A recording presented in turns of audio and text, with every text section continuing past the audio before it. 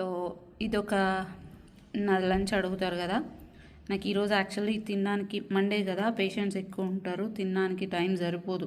So ఒక బౌల్లో cauliflower rice, just క్యాబేజ్ని నీట్గా కడిగేసి తురిమేసిన తర్వాత స్టీమ్ చేసేసుకునేది, అంతే, పక్కన పెట్టేది. ఇది రైస్ లేదు, క్యాలీఫ్లవర్ది ఉంటుంది.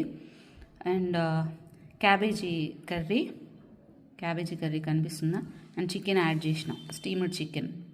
ఇది నాకు టైం ఎక్కువ లేదు కాబట్టి అట్ ది సేమ్ టైం తినకపోతే ఏమవుతుందంటే ఎనర్జీ అనేది మేనేజ్ అవ్వదు. ఎందుకంటే కంటిన్యూగా మాట్లాడడం ఉంటుంది కదా, మేనేజ్ అవ్వదు కాబట్టి ఏదో ఒకటి యాడ్ చేయాలి కాబట్టి.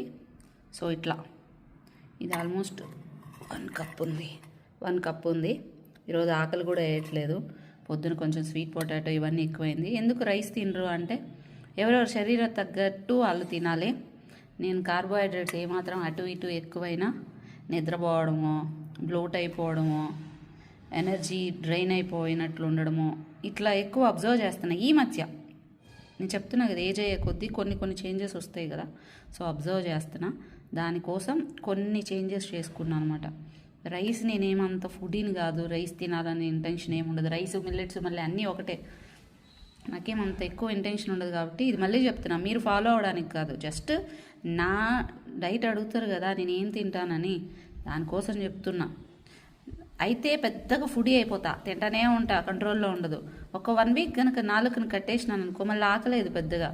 ఆ టైంకి పోయేసి కొంచెం తింటా వచ్చేస్తా, అంతే.